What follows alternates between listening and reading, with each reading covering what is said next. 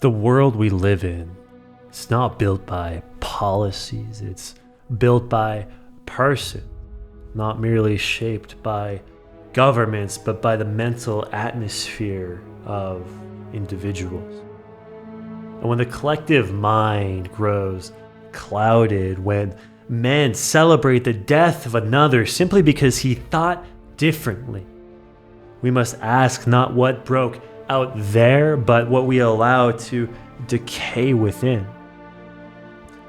Charlie Kirk is gone. Not by time, not by accident, but by intolerance weaponized into action. And while his body was still warm, people laughed, people mocked, people cheered.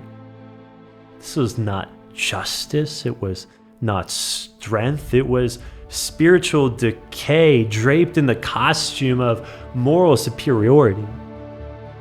You don't have to agree with Charlie, that is your right, but disagreement and dehumanization are not the same. When a society begins to reward hatred and rationalize violence, it's already begun to turn inward and start to devour itself. This is not about politics, it's about principle.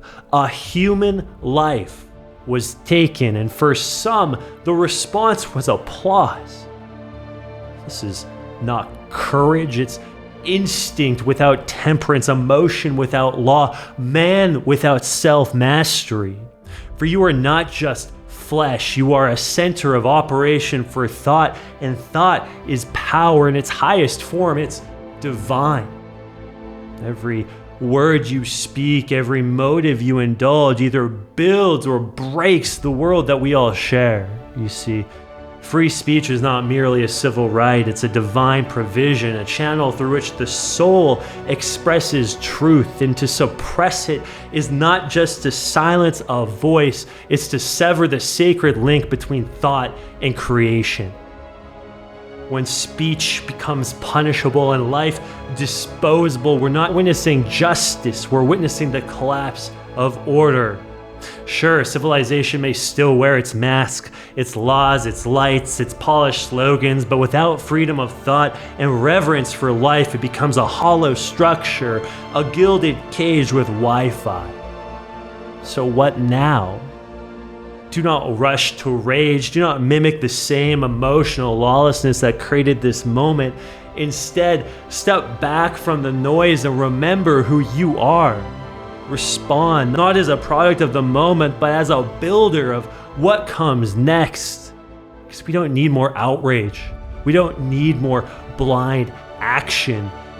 We need leaders, men and women who take full responsibility for the world they're helping create, who carry this weight with honor, who don't flinch when it gets hard, who use their voice not to divide, but to build something principled, enduring, and worth passing down.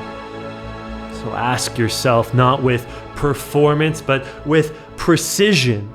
What kind of world am I contributing to with my thoughts, with my words, with my action? Because now is the time, not tomorrow, not when it's safe, not when the crowd says it's okay, not when the line gets crossed again and again and again. If the world is made of individuals, then everything counts, every moment, every choice, every stand. Because what we normalize today becomes what our children inherit tomorrow. And if we're silent now, we'll have nothing to say when they ask us what we built and what we allowed. So speak, stand, and build something they'll be proud to protect. For you, for them, for what still remains sacred.